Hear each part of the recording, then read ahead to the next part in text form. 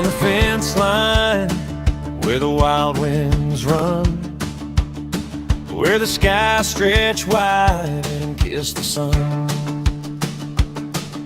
The sagebrush whispers, the rivers hum. This land's a story just begun. Wyoming calls, where the heart beats free. Mountains rise and dreams run deep. Past the borders, past the sign, there's a world alive beyond the fence line.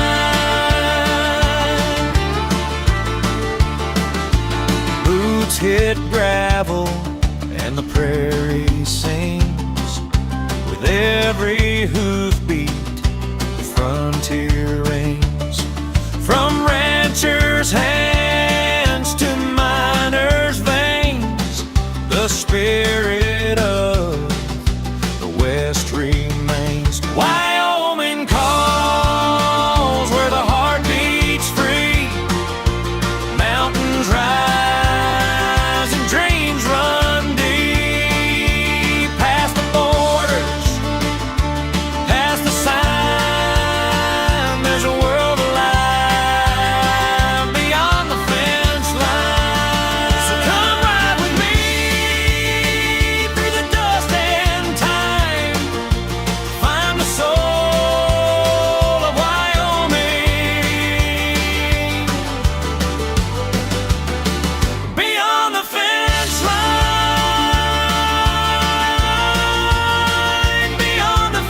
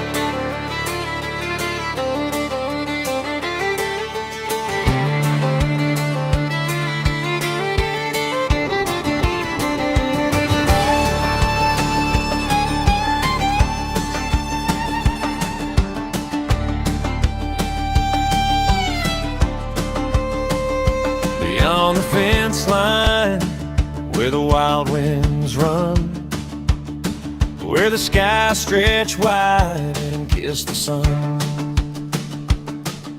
The sagebrush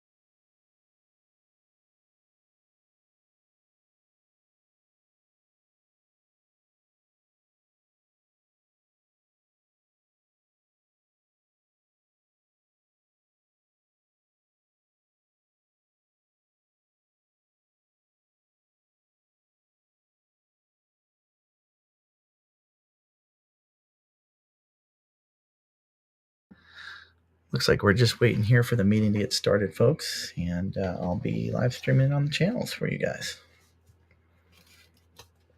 I'm just sitting here working, so I may hop on from time to time and comment, but you'll at least be able to watch this live on our channels. And if you have any questions, feel free to comment below on the social media, and I'll take a look at those.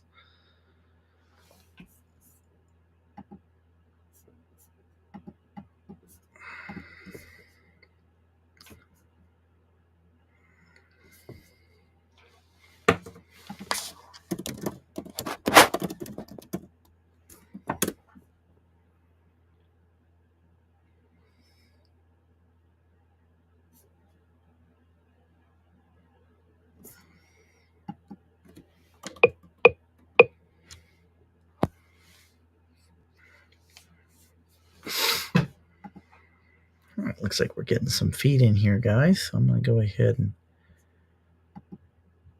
change this a little bit.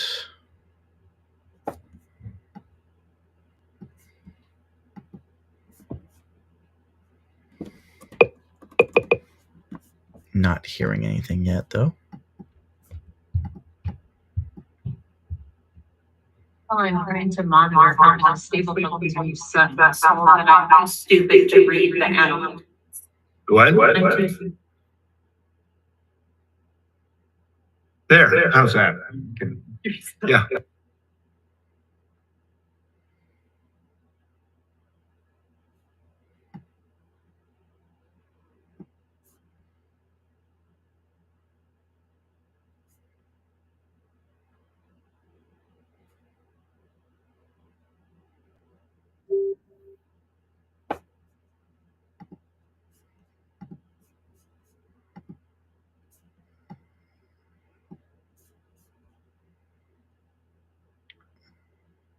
All of our technology is up and working, and can people hear? If a little bit louder. All right. Well, that's good for everybody here. Thank you very much for joining us this morning. I note it is 10:02, and for the record, we have a full quorum. Madam Director, I will pass it off to you. Thank you, Mr. Chairman. This meeting has been properly noticed as a special meeting. The first item on the agenda today for the board's consideration is under tab D, Policy Matters. This is to consider a proposed rule change. To give a little context, this board matter proposes the initiation of the rulemaking process for amendments to chapters 4 and 5 of the board's rules. The rulemaking process includes 45 days of public comment, so today is the very beginning of the conversation on these rules. To give a little historical context, mineral leases that do not contain 100% state minerals require a special use lease and for the associated well pad. Over time, the development of mile-long laterals has created a scenario whereby nearly every well pad that an operator desires to have on state land requires a special use lease. And part of the process to obtain a special use lease requires negotiating first with the existing surface lessee to determine a surface impact payment, and then with the state also to determine a rate for that offset well pad. Over time, the office has received feedback that the length of time for negotiation with all parties has created a level of cost and uncertainty that has operators electing not to locate on state lands and potentially developing less state mineral assets to benefit the trust beneficiaries. In early summer 2025, our office met with the Petroleum Association of Wyoming to discuss concerns of the industry and potential solutions. This process resulted in consultation with industry to identify the areas of greatest concern and what those potential solutions might look like. These draft rules were prepared with the intention of reducing the time it takes to secure a special use lease, setting a rate that's approved by the board each year to ensure that it is competitive with market rates based on data, price per acre for well pad, as well as the price per acre for the surface impact payment. These rules still focus on making sure that the existing surface lessee has the opportunity to comment on the application and communicate the circumstances that might necessitate an increased amount for a surface impact payment. After completion of the draft, the office worked with the Wyoming stock growers as well as the superintendent of public instruction to gain insight on other potential impacts that we might not have known about. The design of these rules is to create consistency, predictability, and a time-efficient procedure for operators looking to secure a special use lease for a well pad on state lands. What we've done is put together a flow chart that should be in front of you that will also bring up on the screen for everyone to see. And I will have Ben Bump, our Assistant Director for the Field Services Division, walk you through the flow chart, which will explain the changes that are contained in the rules. Mr. Chairman. Thank you, Madam Director. As the director mentioned, the goal here with these rule changes is to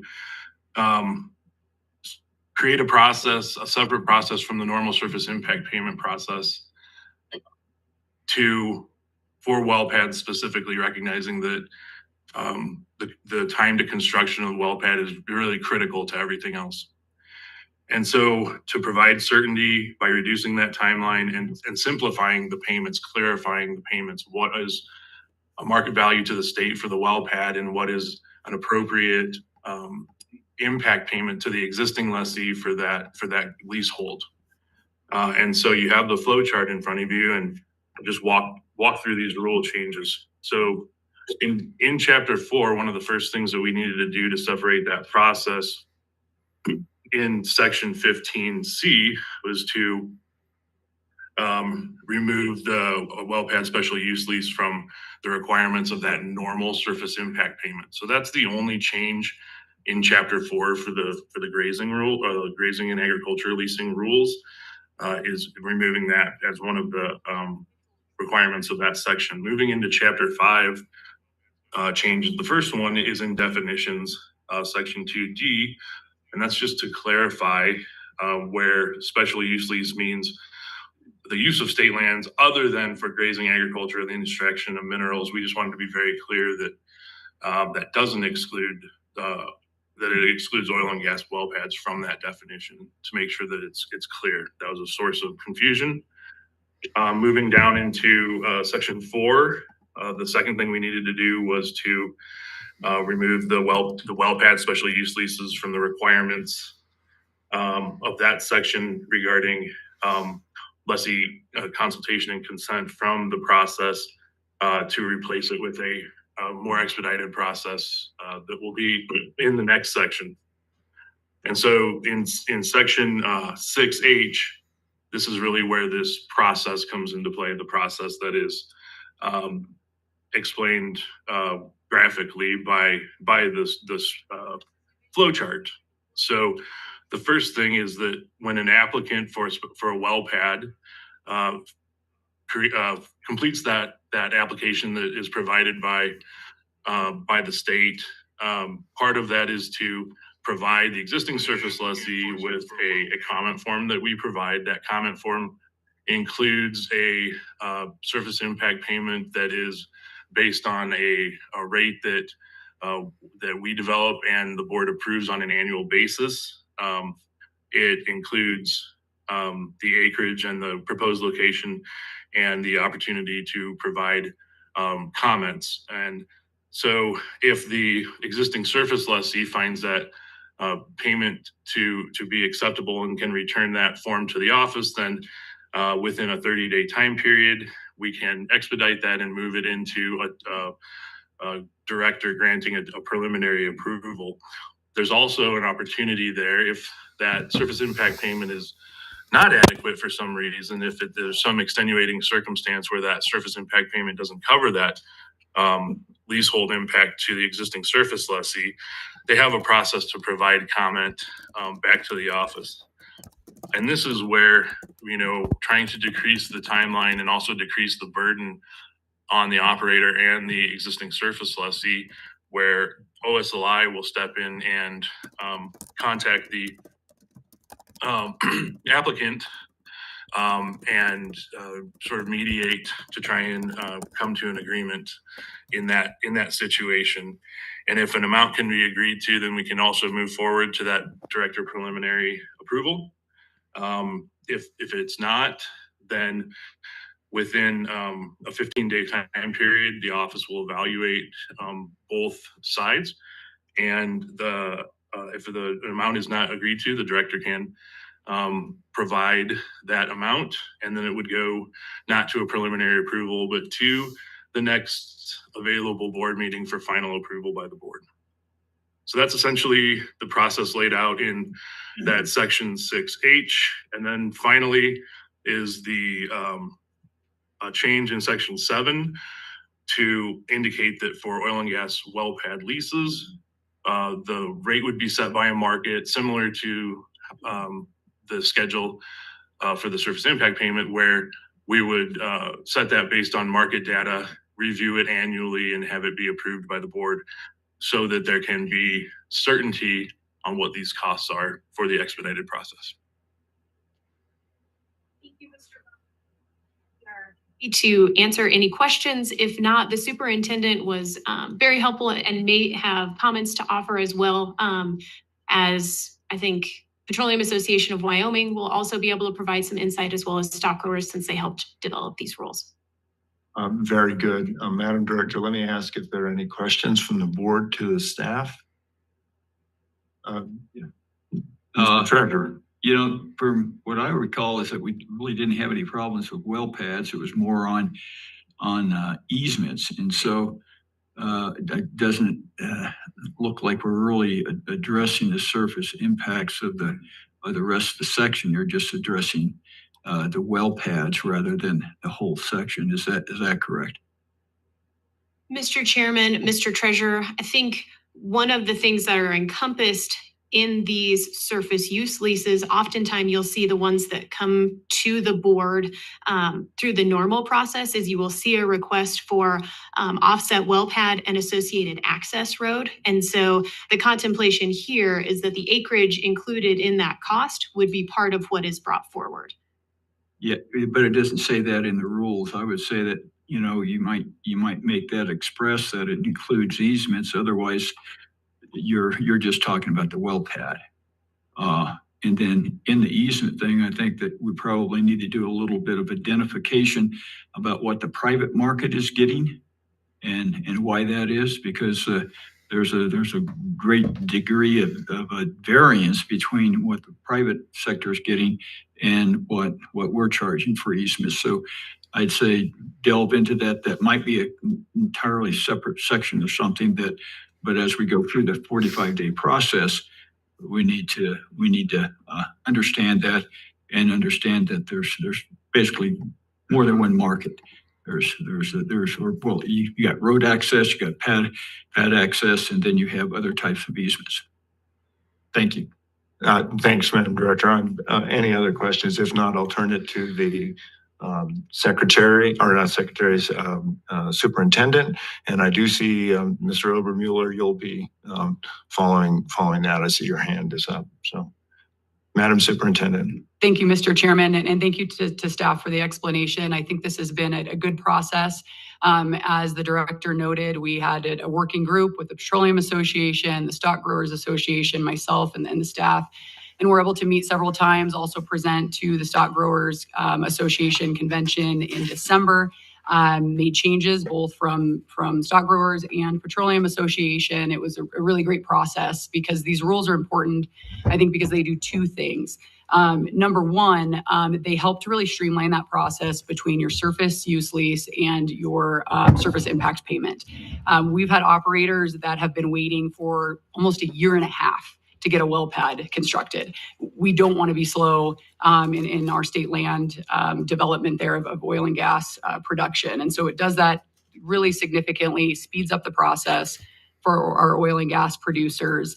And then two, I think these really are meant to encourage contact between the oil and gas operator and the ag lessee. And so that's built into this, this flow chart, as you can see. And it also allows for our ag lessee to be able to work with the state lands office to determine if there are those extenuating circumstances where there are impacts that need to be further covered above what that standard threshold is. And then I would just note, Mr. Treasurer, that we will be evaluating that set amount is based as an annual change that we approve as a board to ensure that that's keeping up with the appropriate amount for surface impact payments. So would just say this, I think, was a very collaborative process. I appreciate Jim Magagna and Pete Obermueller for working with us as we sought to develop these. Thank you. Madam Superintendent, thank you for your leadership on this. I'll now recognize Mr. Obermueller from the Petroleum Association. If you're just joining us on the Good live morning, Mr. stream, Chairman. they Can you are hear me talking okay? about surface We can. leases. Greg, morning to you. Good morning to the board. I appreciate the board taking this matter up today. And I very much appreciate the involvement of the superintendent and, of course, my friend, Mr. Magagna with the Stock Growers Association in this collaborative process. Mr. Chairman, our driving interest in this was to try to shorten the time frame between when there is interest in producing state minerals and when a lease can be secured, so that construction can happen on a timeline that makes sense for the short drilling windows that we have in Wyoming.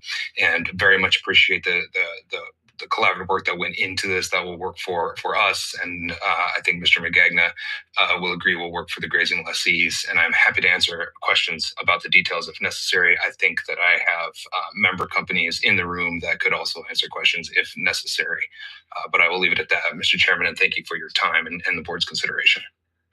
Thank you, Mr. Obermueller. And I see, Mr. Magagna, your hand is up. So I'll recognize you now, and then I think I'll move back to letting the good director run comments. Thank you.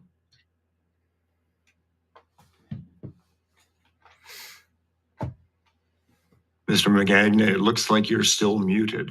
Thank you, Mr. Chairman. Apologize for that. And Mr. Chairman, members of the board, I certainly appreciate this opportunity to comment. I'm enjoying snowfall in Teton County and wishing the rest of the state had this blessing as I speak to you today. But I did very much, we Stock Growers appreciate the opportunity to work with the Office of State Lands, with the superintendent and with Mr. Obermueller on this issue. And our goal has been to find a process that could expedite movement on granting of permission for well sites on trust lands, but still assure that the interests of the surface lessee and the impacts that they face are appropriately addressed. And we believe this can do that. It clearly, in most instances, will expedite the process significantly, but at the same time recognize that there are individual circumstances where the amount that is determined by the Office of State Lands and approved by the board may be inadequate to address some impacts, and lays out a clear process for that to come before the director and eventually before the board. So I think it's important that we recognize that this does place potentially some additional burden on the director on those cases that do come forward.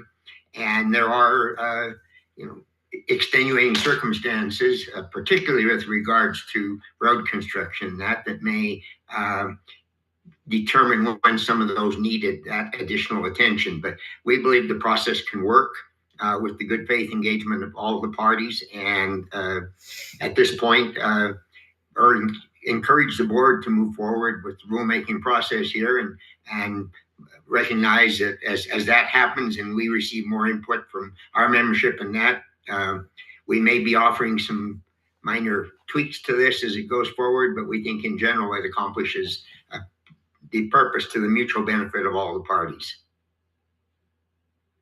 Thank you, Mr. Magagna. Madam Director, I'll turn it over to you. Thank you, Mr. Chairman. If there are no further questions from the board, there may be individuals wishing to comment to the board on this matter. If so, we would ask that they would come up to the left here at this table. I think there may be a few in the room.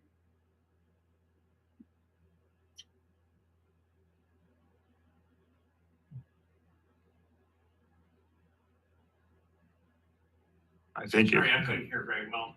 if you wish to comment on this, if you could go to, and then, I think this is for everybody. If you could state your name, that would be terrific.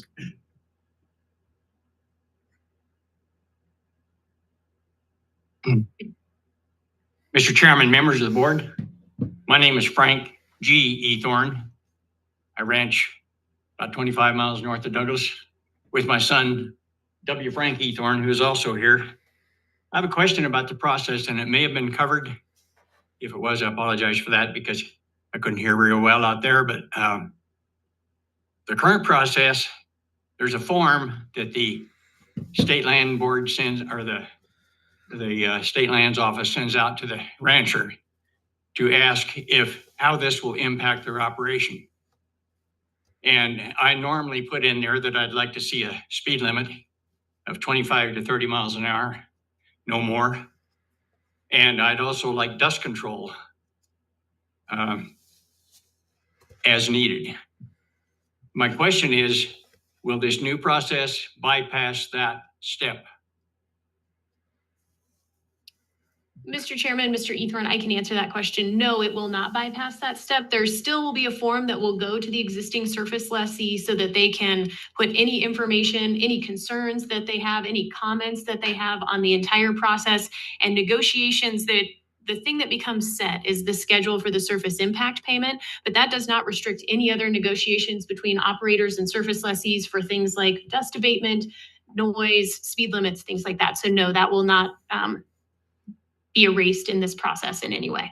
And Mr. Chairman, if I might comment on that. Thank you, Mr. Chairman. I would also note too, as you look at the flow chart, we intentionally discussed the comment form going to the ag lessee to kick off the application for the well pad. And so the thought in that was that it really encourages ensuring that is provided to the ag lessee and that discussion happens prior to that application starting. Okay, thank you very much. And I might also mention that there are other statewide ordinances that probably should have been involved in Wyoming Farm Bureau as being involved, and I'd appreciate in the future if they could be included. Thank you. Mr. Ethorn, I think, as the director mentioned at the beginning, this is the kickoff to the comment period. There'll be 45 days that the Farm Bureau and others, I raised some of the same issues, but wool growers, others would have the opportunity, plus independent oil producers and others with interests. I hope they will participate in the rulemaking process and the comments. Thank you. Thank you.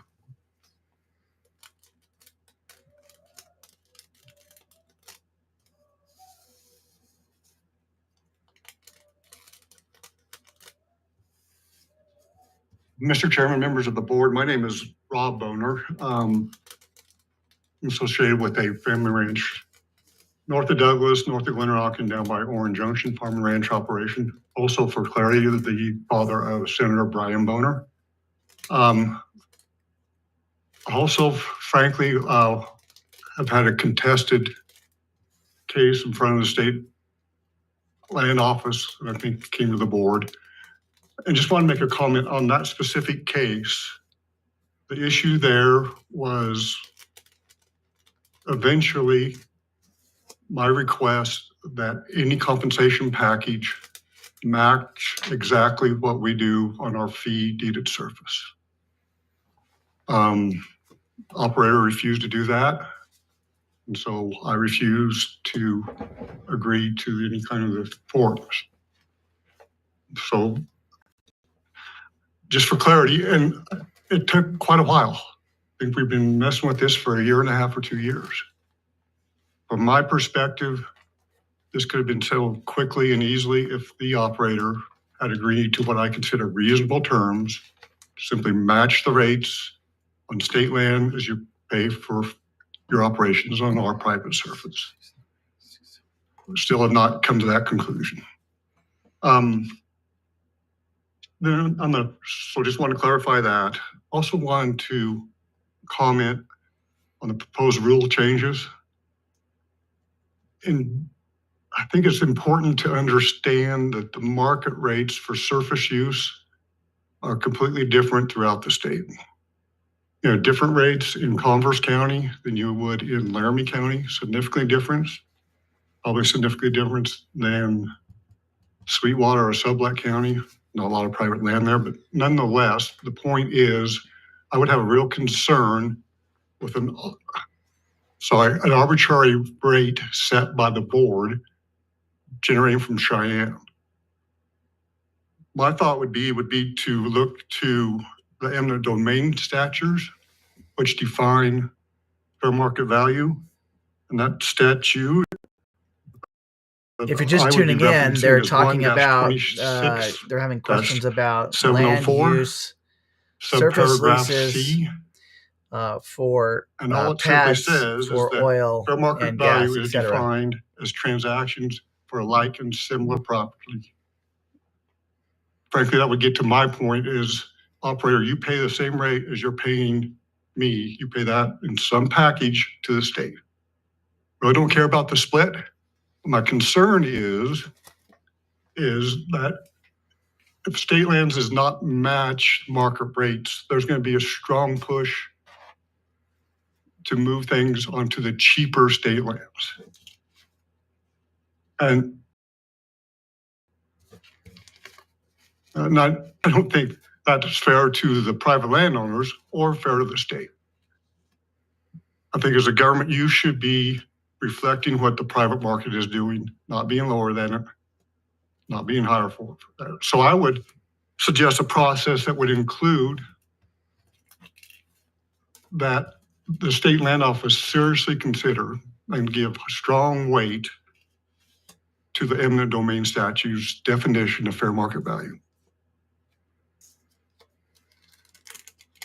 And just as a little tiny exhibit, if I may approach. Absolutely. So I get a little frustrated. Also, part of what somehow I got stuck on something. I'm also the president of a little group called the Converse County Landowners Association, which is ranchers in Converse County who meet and discuss compensation rates for various activities. We got oil and gas, wind, uranium, transmission lines, pipeline, just several things. It's the reflection of what folks have negotiated for compensations rate. And I actually have one caveat to there, and I understand this man's point. There's been a landman for an operator that says his concern about that is that we kind of cherry pick the high rates and everything. And sometimes all these are a negotiation. And so somehow we got to kind of come to a conclusion there that just because you're high here, you don't get high here also. But frankly, that's what those rates are, full disclosure. So what I would like to share with you is an exhibit from an 8M application from WRC, and they are they do that. They submit their AFE, their budget for the well. And what I've highlighted here is simply what WRC has budgeted for surface use for this well. And the total budget is like $12.5 million. The surface damages and right-of-way have a budget item of $35,000. When you do the calculation for that, that is 0.28% of the total budget for this well to compensate the landowner to use his property to drill the well.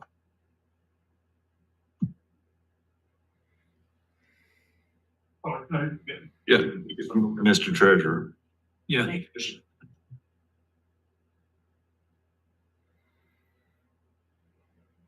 Thank you. Okay.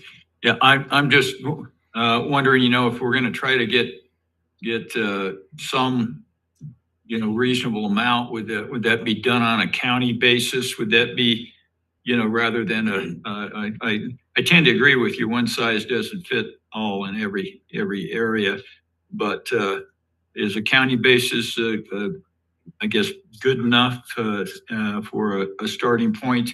Or do you have, different different landowners are just a lot better at negotiating than others, and so you have a wide variation. I think that's more accurate, the latter description.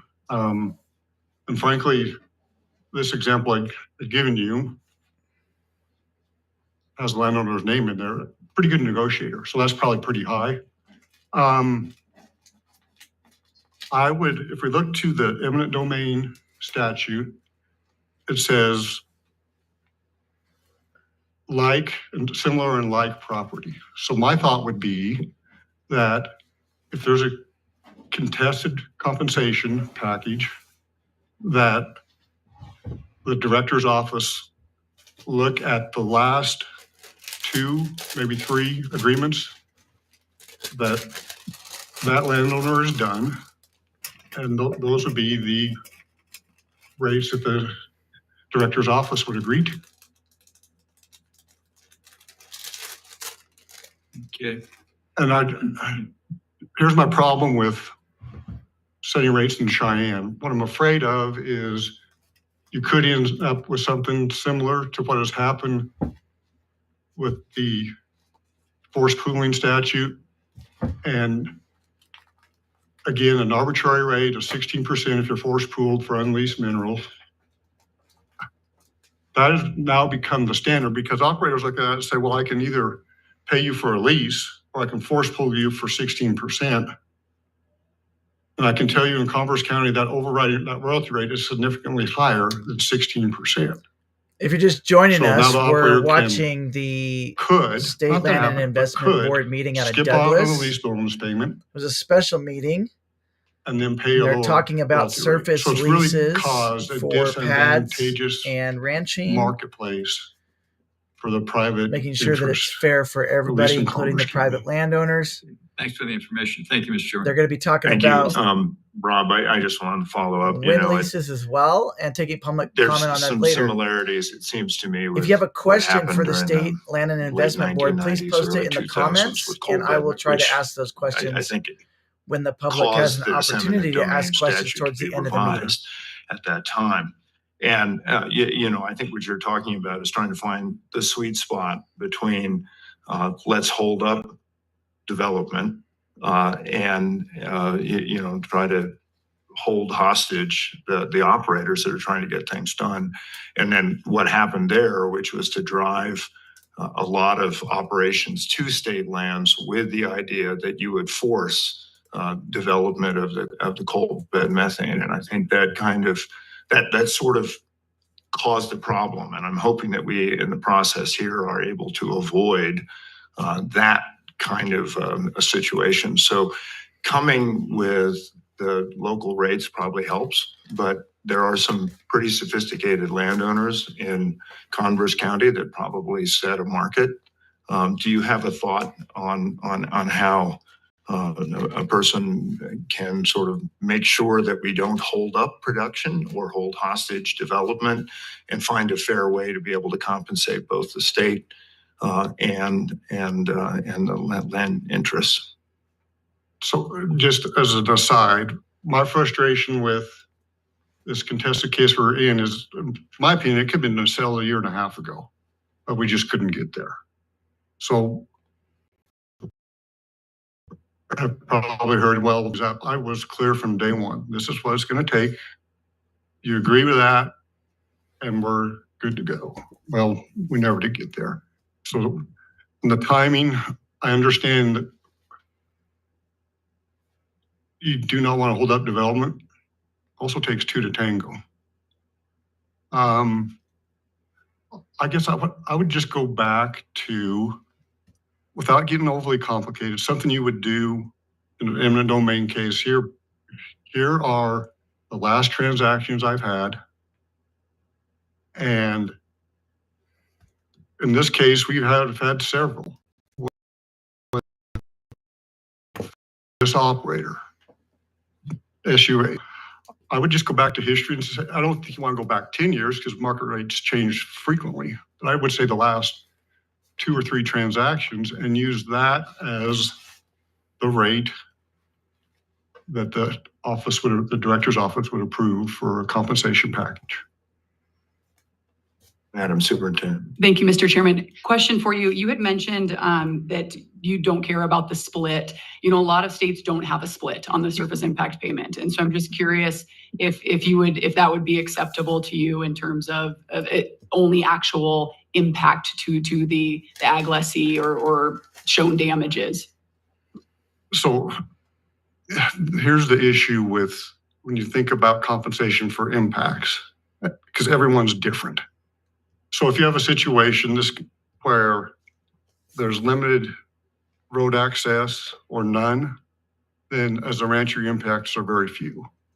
If you have a situation where the guy come through us for 10 miles on our road, and now here come the sand trucks and all that traffic to get to a state section, well, those impacts are significantly different. So I don't know. The split, I don't have, frankly, an opinion with the split. My point is that the state should not be looked at as a cheaper alternative to private land.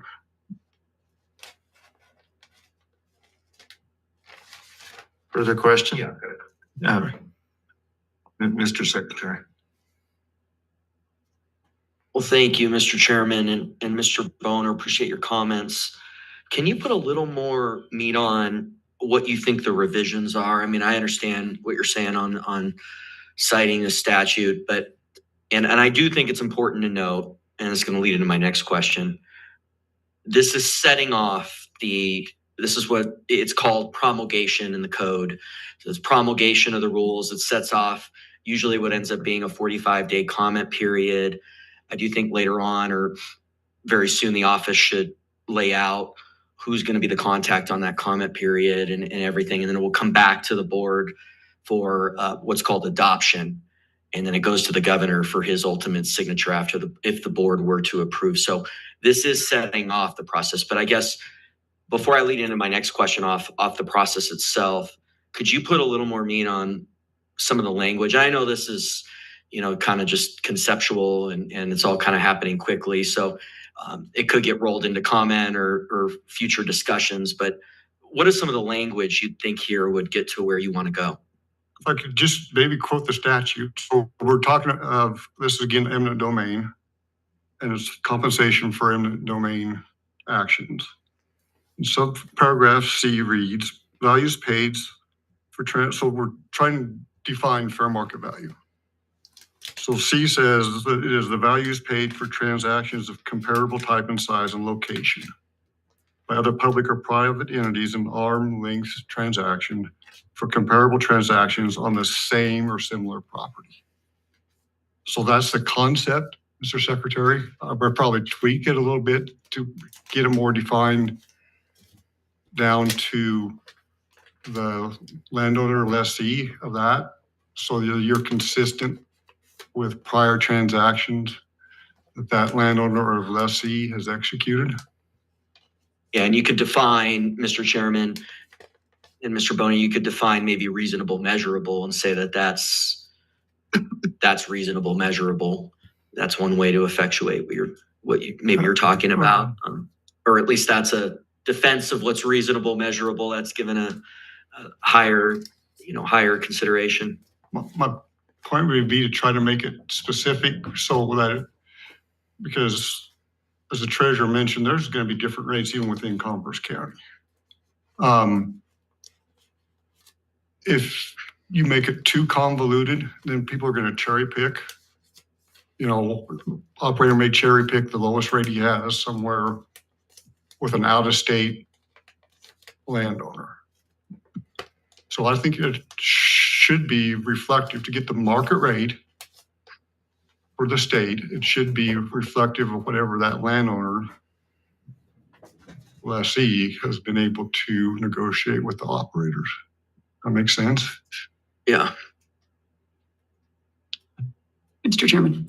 Okay, did you have a follow-up, Mr. Secretary? Otherwise- No, I'm going to go down a different trail. If she wants to go, she can go. Madam Superintendent. Mr. Chairman, I just thought it might be helpful if the office could explain how we do reach the rate, because it's not arbitrary. It's based on market, but statewide. So maybe Mr. Bump can do that. Mr. Chairman, Madam Superintendent. So currently, when reviewing well pad applications that come into our office, we review each offer individually based on the market of where it's located. That takes some time, but that's currently how we evaluate those, including any data that we can find from operators, from landowners. What these rules are contemplating is to 540. provide a rate based on likely an average to expedite that process. So with having a schedule that the board would approve on an annual basis would be taking all the data, coming up with a range, and then identifying a spot in that range that would be equal across the state. And follow up, Mr. Chairman. Yeah, Madam Superintendent. Thank you, Mr. Chairman. And Mr. Bump, that would be based regionally. Mr. Chairman, Madam Superintendent, it could be. Well, and Mr. Chairman, maybe with the superintendent, I could ask this question. So that would be consistent with maybe defining reasonable measurable as a market rate. You could put that on there. Because part of the problem with I'm seeing with the reading this is what is reasonable measurable? And I think that's what's coming out of this comment is that we could put a little more meat there to make it that arm's length sort of average across what's happening regionally, across a regional area. And we could put that in the definition of what is reasonable measurable, or just put it in the rule itself outside of the definitions. I think the definition would be better. But so I have another question. Can I? Please, no, proceed. Thank you, Mr. Chairman. Mr. Boner, what's your view? I mean, the decision here today is whether we, again, it's called promulgation. It sort of sets off the process.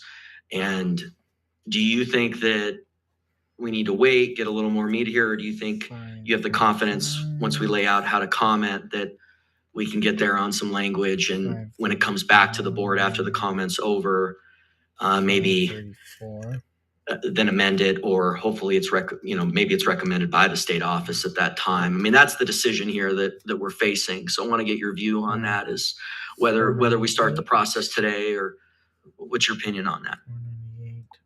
So in general, I think the state land office needs to be updated, modernized maybe in how they're approaching these surface use compensation rates, maybe even the agreements. So time-wise, you might as well start the process. I wish I could put my thumb on it and predict the outcome.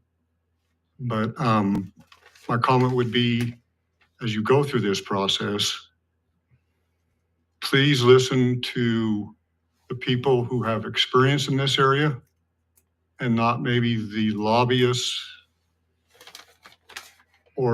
and yeah, we're special interest to ranchers, but we also have quite a bit of experience in this, and I think we can help in that process.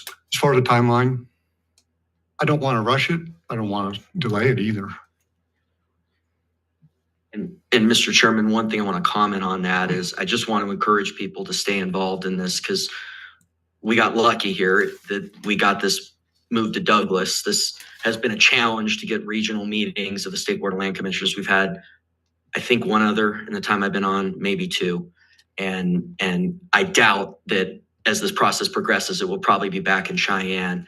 And I'm just so thrilled about the engagement here on this issue. So keep in mind that probably in future meetings, it will, when this comes back, it'll probably be in Cheyenne. So I just want to encourage people to really, really stay involved, because a lot of times this stuff just kind of comes before the board, and the engagement is certainly not as high as we're getting today, which is awesome. So just want to encourage people to just keep on keeping track on that, because we'll list out the email too of where, because typically they have a contact of where to do the public comment. And so I think, it'd be good if we could repeat it a number of times today as people come in and out.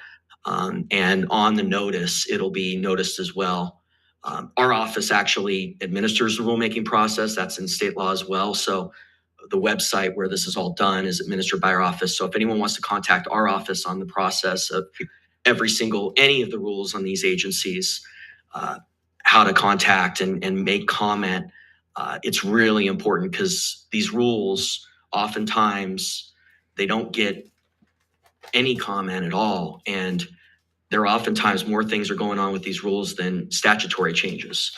So I just want to encourage everybody to stay involved in this. So thank you. Thank you, Mr. Singer. Further questions? Mr. Chairman, if I could, one final Yep, comment. absolutely. Board. I just would like to reiterate that I have a concern with set rates set by the board or the office. Because I think that's going to be viewed as a minimum. And there's a chance that's what we could end up with all the offers. So reiterate that. And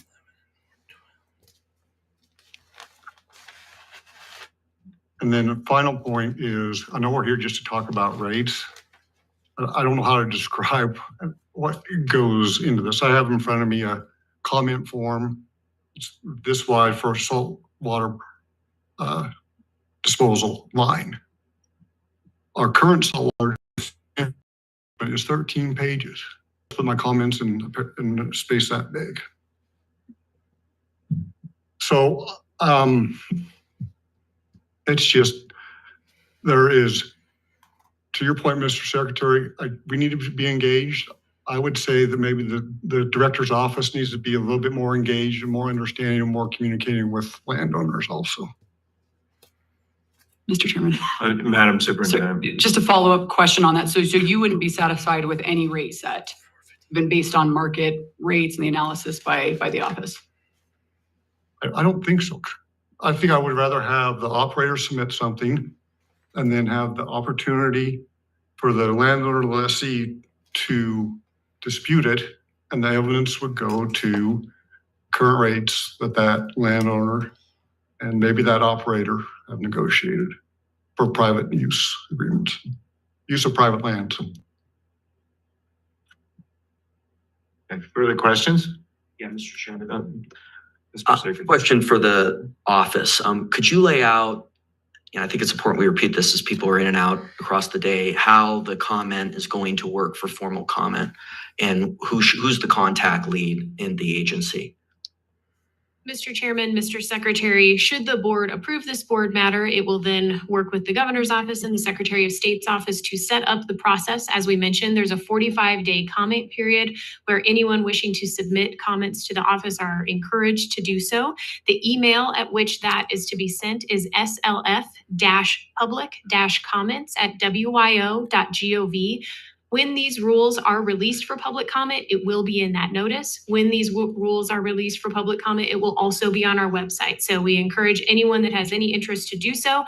When they call the office, they are welcome to talk to any staff member. Benjamin Bump and Cody will be our two probably lead, but they can talk to anybody they'd like to. Hey, everybody, if you're just joining us. And then, Mr. Chairman, thank you. Madam Director, and just to clarify, our office in state law, we just want to let you guys know, if you're just joining for us, we're every talking single about agency surface to land attain use in comment. relation We aren't to steering gas and the oil ship. It's pads, the agency, in this changes case, in through its rates, governing and making board, sure that rates are deciding fair. whether to move forward with adoption and And promulgation. so that's what's going We're on managing here. the And if website you have any where questions or everything's comments, feel listed, free to put them in the and threads then on social helping media. to get the notices And I will try to get out. those So that's answered the for role you of- today of if we have our an office for opportunity every to do single so. agency. But we're not like steering the ship and deciding whether to move forward. Anything further? Thank you for your time. Thank you. We have another individual approaching. Good to see you, sir. Oh, yeah, come on up.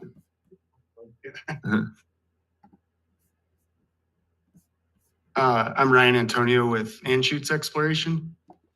So I'll be quick. I know we've covered a lot. But basically what I like about these proposed rule changes is it really, I think, increases the collaboration between the operator, the grazing lessee, and also the state lands office. Under the current process, it's really just kind of up to the operator and the grazing lessee to negotiate that SIP payment. So that's one thing that I really like about this process. And it also keeps the timeline on track. So where we don't get, delayed. So that's one thing I like, and kind of all goes back to timing. The other thing, just to point out, and I'm sure you're aware of this, there's been a lot of focus on the SIP payment with the grazing lessee. There's also an SUL payment that goes to the state as well. So when we're looking at as the operator, when we're looking at a package, we're kind of looking at, how much is it going to cost for this pad, the SIP payment and the SUL payment. So that's just something to keep in mind, but we're supportive of the rule changes and happy to answer any questions if you have them, but that's all I had.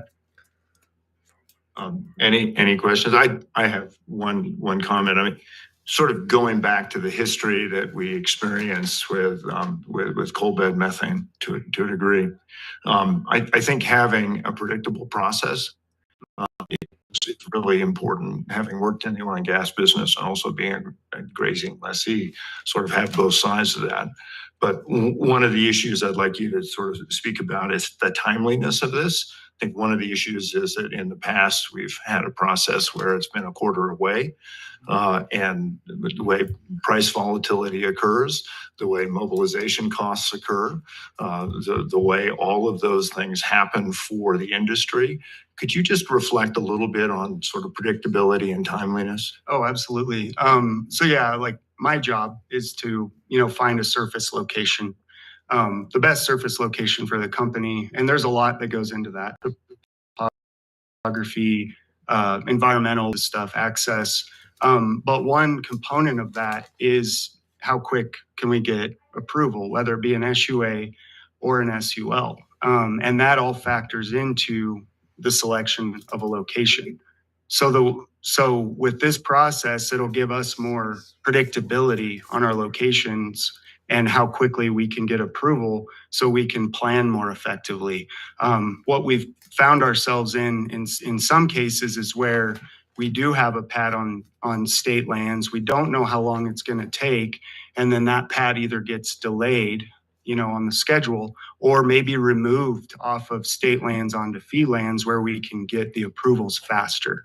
So I think the whole point of this really is timeliness and staying on track. And I think that will really help operators plan. And I think the state will see more oil and gas development on state lands. Does that answer your question? Sure. Thank you. Okay. Further question? All right. Anyone else? Senator. Sorry we had to make you drive so far today. It was terrible, Governor. Well, welcome to Douglas. Good to have you all. I will be brief also. Certainly appreciate the intent of this rule. I think that what we're hearing, what I've heard so far, I haven't just become aware of this because of the other topics that you have later in the agenda. If you can find a process which encourages collaboration between the lessee and the oil and gas company, I think that's going to set up everybody for success, including the state of Wyoming. You're not going to see the delays that we're worried about, I think, if there's collaboration there. And so I think this is a very good start. Of course, I am concerned that apparently there has been some work put into it, so we still have this concept of a statewide, template. I don't think that it's anybody's interest. I'm sure an oil and gas operator doesn't want the going rate for Commerce County to be somehow translated to Laramie County for surface uses.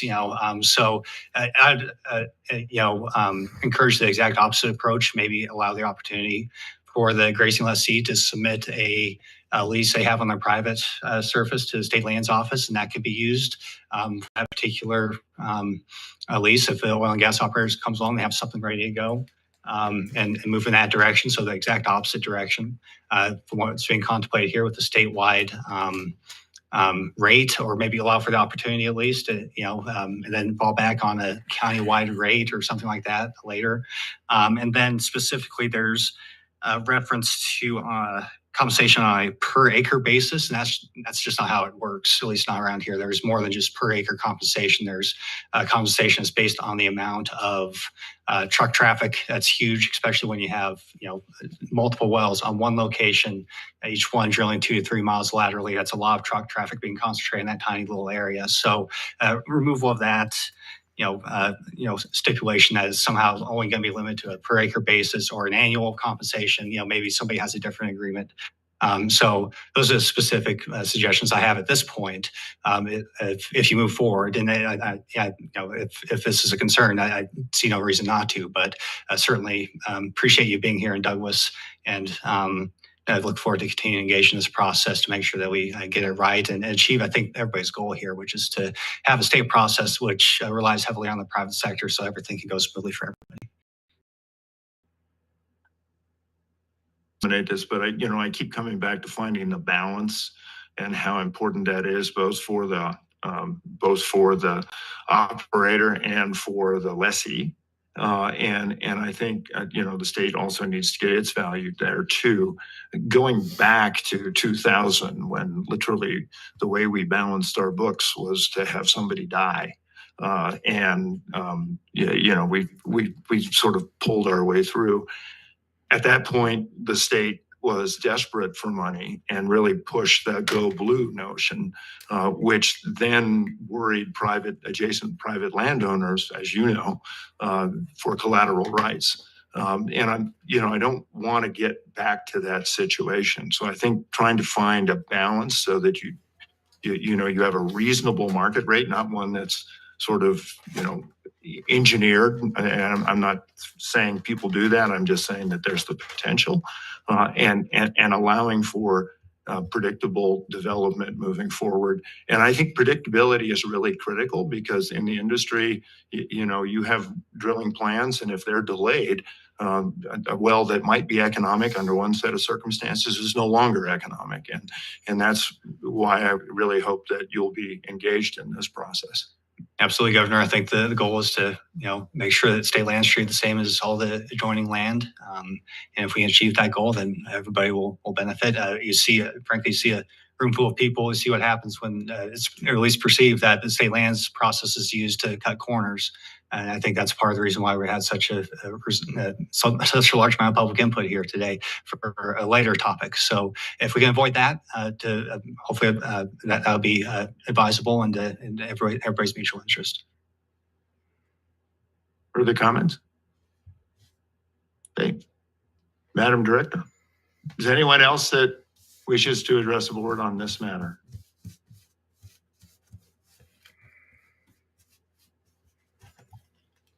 Is there anyone online?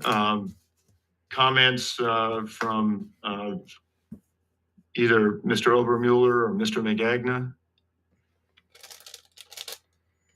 Okay. Oh, Madam Superintendent. Mr. Chairman, thank you. I appreciate all the discussion that was had. The intent with our work on this has always been to find that sweet spot. And so I think, with the rulemaking process, we have the opportunity for comment to fine tune that of exactly how we regionalize it. But that has always been the intent in the discussions. And so, Mr. Chairman, with that, I would move to begin the regular rulemaking process for the amended rules for Chapter 4 and Chapter 5. It's been moved by the superintendent, seconded by the treasurer. Is there any discussion? Mr. Chairman, Yes, madam. just want to reiterate my thanks to the superintendent and both stock growers and PAW for working through this.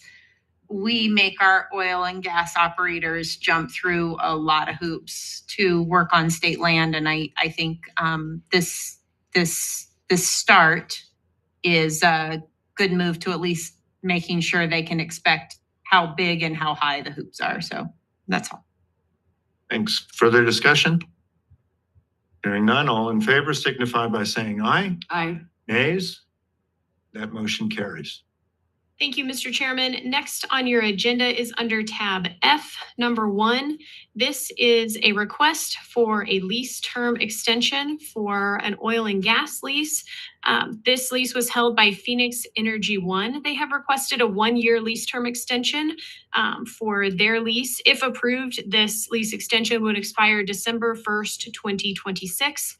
Phoenix has been unable to develop lease 20-00299 because until recently it was part of a drilling and spacing unit for which another operator had pending applications to permit to drill, covering all of the prospective zones. Due to an 8M hearing on December 9th, Phoenix secured operatorship of that DSU and now awaits approval of their APDs. So the recommendation of the office is to issue a 1-year lease extension to Phoenix One LLC. Thank you. Is there anyone here to speak to this issue? If not, I would entertain a motion. Mr. Chairman. Madam Superintendent. Thank you, Mr. Chairman. I would recommend approval of a 1-year lease term extension. Second. It's been seconded by the auditor, moved by the superintendent. Any discussion? Hearing none, all in favor signify by saying aye. Aye. Nays? That motion carries. Thank you, Mr. Chairman. Next on your agenda is tab H under easements and temporary use permits. You have a request for easements. As you'll see matter behind the chart, there's a map on the back side of that page that may be helpful in visually identifying where these easement applications are to lie. These are easement applications from WIDC1 and Cheyenne Power Hub. These are roadway access easements to support the data center and power plant projects south of Cheyenne. In working with the companies, there have been conversations with the office on potential for what may happen with land south of Cheyenne, either in exchanges or disposals. But the companies are eager to begin work south of Cheyenne, and so are hoping for board approval for these roadway easements in the meantime. Need to move forward. The office did offer temporary use permits, which are 5-year terms, but given the size of the project, they were more interested in a longer term easement. So the negotiation done with the office was for a 35-year term on both of these easements, each for 39.36 acres at $20,000 an acre. So that would be the recommendation of the office. And I believe there are representatives from the companies here today that would like to address the board. Please, if you'd like to approach, that'd be wonderful. Thank you.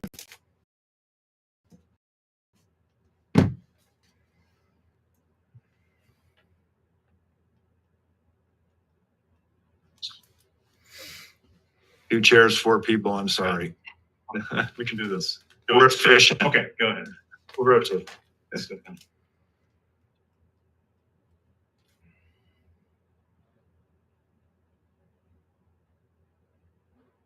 Ready to run? Confirm that this is on. Okay, so we can hear you. Thank you, Mr. Chairman. Thank you, Commissioners. My name is Scott Prestige. I'm with the company Tallgrass. I'm joined by my colleagues, Cody Wagner and Kyle Hoffman, and also with Shayla Martin from Crusoe. I know that this past summer, we had the opportunity to visit with you all individually and introduce the project that is before you today. I know our objective is to focus on roadway easements, but I thought it might also be useful just to initial background information and some reminders around the project as a whole. So we have some slides, I think, that are being distributed if they haven't already. Okay, perfect. So in the first real substantive slide is a map of Tallgrass operational footprint. You can see here in the national map, Tallgrass as an energy infrastructure company operates over 10,000 miles of pipeline infrastructure across 14 states. 3,000 of those miles are based here in the state of Wyoming. We have over 200 employees that live and work in the state as well. This has been an important part of our infrastructure portfolio. And we just, in the past few years, have invested approximately $1 billion into the state's economy. In particular, that can be attributed to our Trailblazer project in the southeast corner of the state. Additionally, as it relates to this project, we are talking about a bring your own power, build to suit natural gas power plant located south of Cheyenne, estimating a 2.7 gigawatt, approximately $7 billion natural gas power plant that would directly support Crusoe's AI data center investment that would be adjacent on the same facilities, broader campus. combined capital investment, we're looking at something in excess of $50 billion. So very excited about what this means for us, but also what it means to the state of Wyoming. With that, I'll turn it over to Shayla. Thank you. My name is Shayla Martin. I'm a project development manager with So. We're the data center developer on the project. And as you can see in your handout, we operate at multiple parts of the infrastructure chain, including our own manufacturing facilities in the U.S. We like to promote U.S. jobs. We're a vertically integrated energy-first digital infrastructure company, as evidenced by the partnership here with Tallgrass. And just moving to the project overview, we did have our site plans approved on Tuesday this week and anticipate construction to begin in Q1 of this year. Crusoe will be delivering data center infrastructure to support up to 2.7 gigawatts for the project. And Cody, if you want to talk about Tallgrass. Morning, Mr. Chairman, Commissioners. Cody Wagner, Tallgrass Energy. So Tallgrass is developing the power plant component of this project. We have recently acquired private property south of Cheyenne. So this is just west of Highway 85, south of Terry Ranch Road. The nature of the private ownership, there is some checkerboarded state lands as well. Some full sections of lands and then some half sections of lands. We have, as Shayla mentioned, just this week, received approval for the site plan for, we previously in October had gained approval for a planned unit development through Laramie County. And then just this week, the site plans for both the power plant and then the data center, first phase of the data center build out were both approved as well. So that being said, we are ready to start moving dirt. We have equipment, there and more ready to mobilize to the site to get started on this project. So there's a project overview slide regarding the industrial park, Switchgrass Industrial Park. The nature here, we're looking at two accesses off of Highway 85 to be the main access points into the property. So both of those would need to cross state lands to get there. This will incur approximately 3 miles of state land between the two. And that is, as was mentioned in Director Berry's report, approximately 39 acres of land. That 39 acres across that approximately 3 miles is primarily driven by a 100-foot wide easement. So we do have a slide in here that shows a profile, a cross section of that.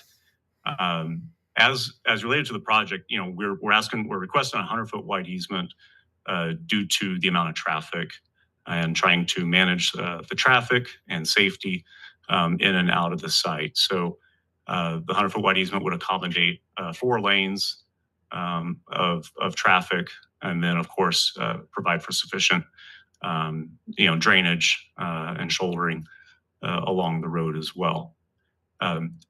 We are in agreement with the staff's report.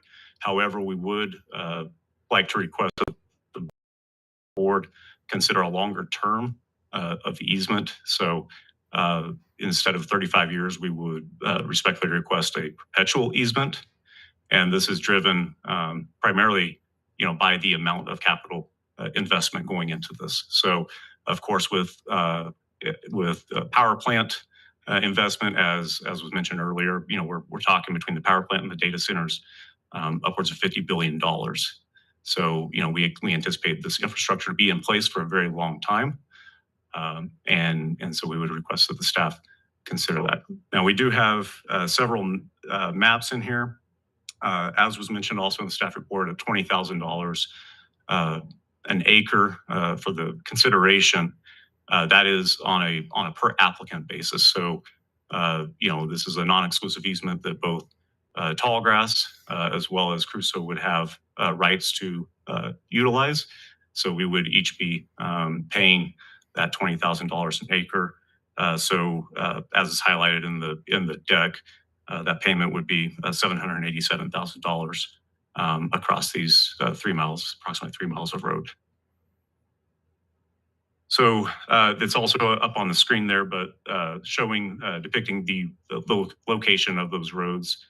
I would, we've aligned these roads to follow section lines, property lines, as well as existing encumbrances and easements that are out there.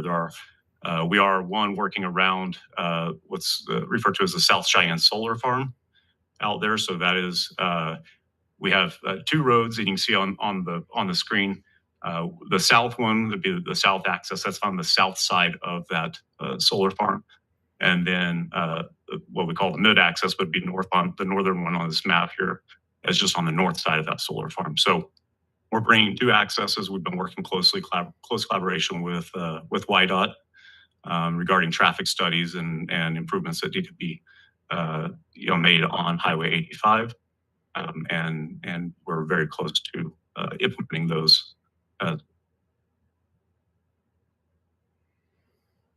So the one thing just to highlight would be the Section 8 routing there.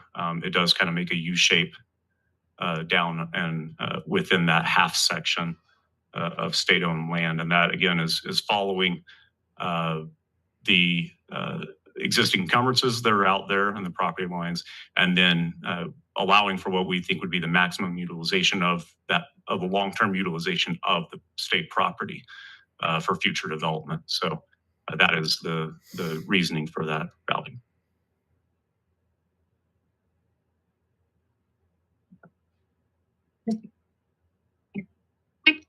You mentioned that you recently acquired some sections. What are the? Mr. Commissioner and Madam Secretary. So the section 5 and section 7 on the map there. I don't know if you can see those, as well as section 6. So pretty much, it's hard to see on this map because some of the lands are encumbered by the solar farm. However, I'll try to go through from the north to the south there. So section 31 in the gray, the south half of 31, correct? East half of section 6, all of section 5, all of section 7, and then down to the south would be section 17, the majority of 17. Please, yeah.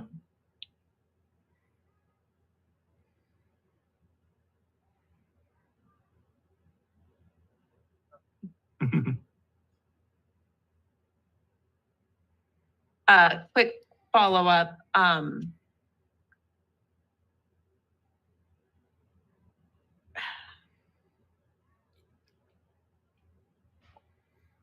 Well,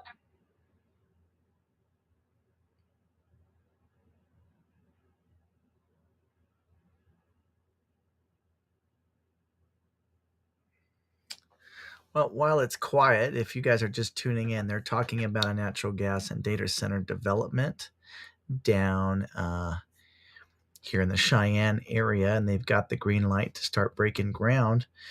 2 gigawatt natural gas power plant, which I think is really good for Wyoming.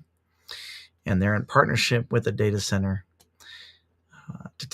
to provide them for their power. So not sure why we lost the audio feed from them, but hopefully that audio feed will come back over the Zoom here pretty soon. If you have any questions for the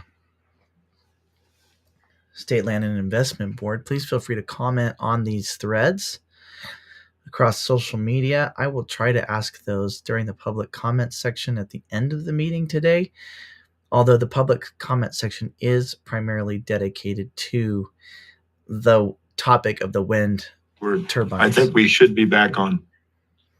Thank you for your patience. And it sounds like our very audio quickly, back. is there a grazing lessee currently on this parcel? Yeah, Mr. Chairman, Madam Auditor, yes, there is. However, that was we have acquired the rights to that grazing lease. We have not gone through the formal assignment process Okay. through the office. But essentially, you're going to be the Correct.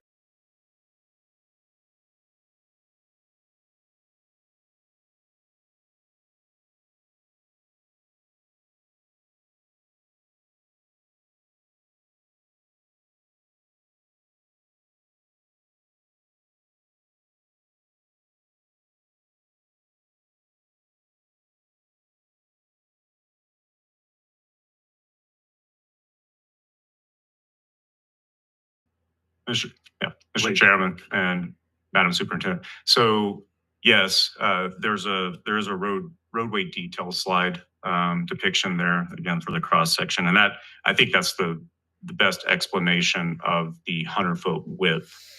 Now, this is as is highlighted. I mean, we're anticipating thousands of people on location during construction, and along with people. There'll be a lot of equipment coming in to the project as well.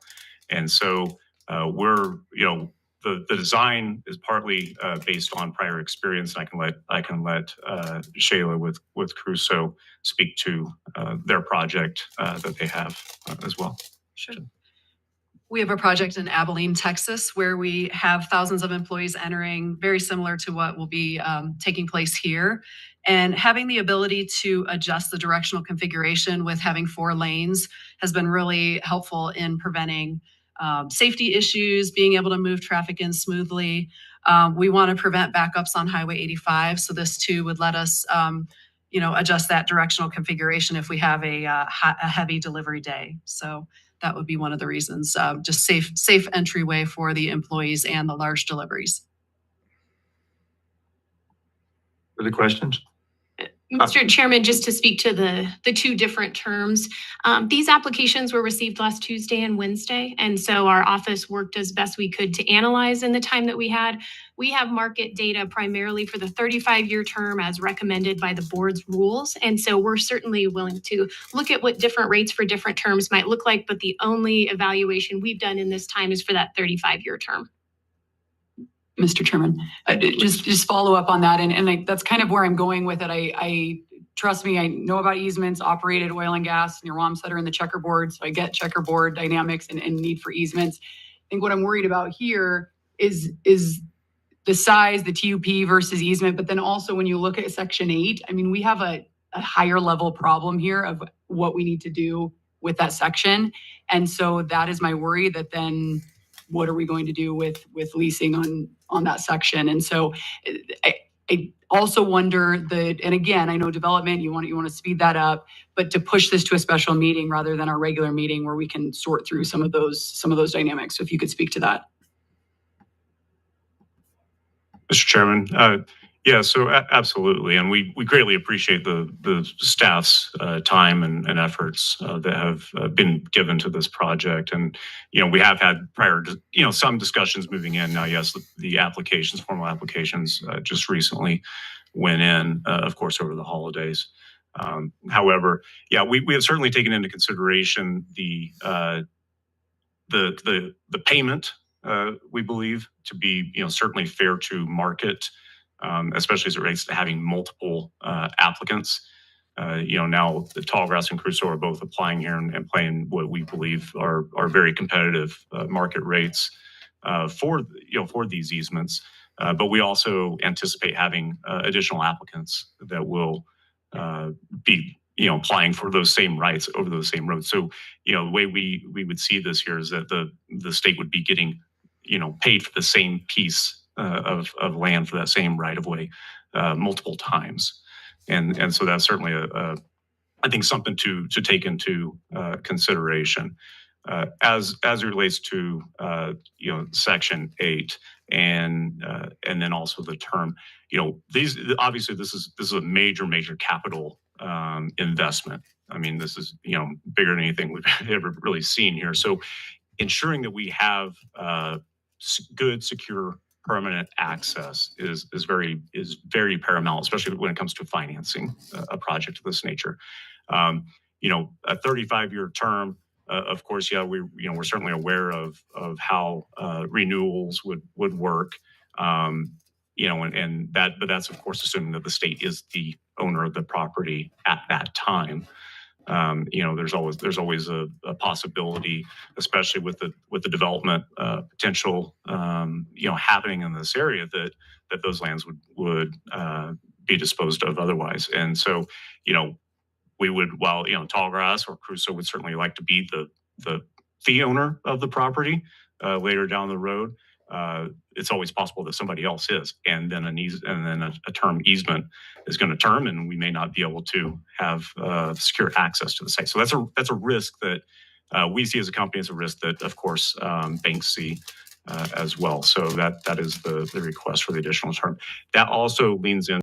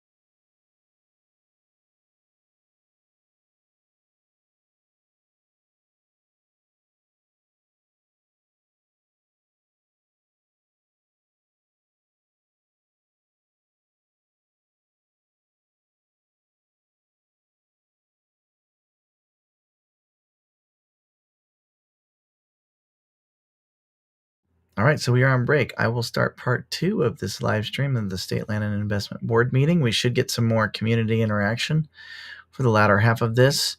The time for the public to express their concerns regarding wind energy.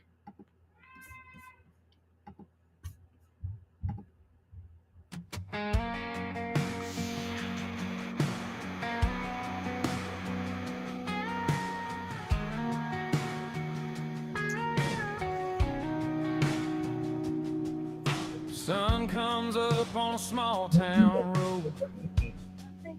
Coffee in a thermos.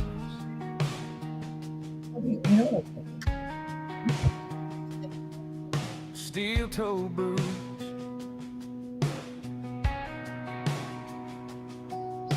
You don't flinch when the wind blows cold. You just do what you're born to do.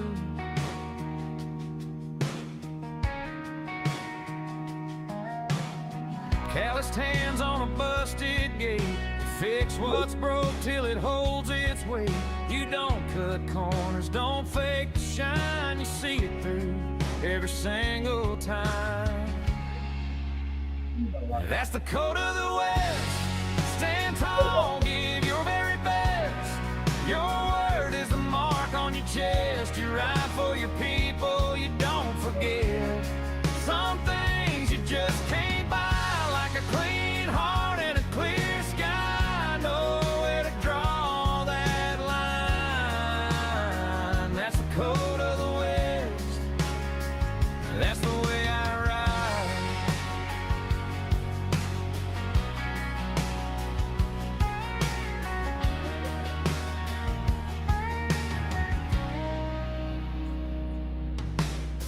You shake a hand that's a 90. Doesn't change with the way you feel.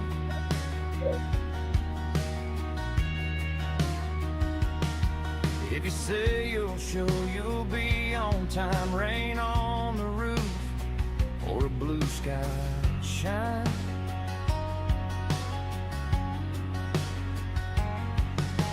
You wear the name on your paycheck proud. Hold up the crew when the chips fall down. You don't brag big, you just get it done. Few words spoken, but you speak in tongues. That's the code of the West. Stand tall, give your very best. Your word is the mark on your chest. You ride for your people, you don't forget. Some things you just can't buy. Like a clean heart and a clear sky. Know where to draw that line. That's the code of the West. You can't put a price on trust or sell your soul for a little rush. When the line's in the dust and you're toe to toe, you walk away clean, let your backbone show. Be tough, be kind, but never bend. Where you stand is where you begin and end.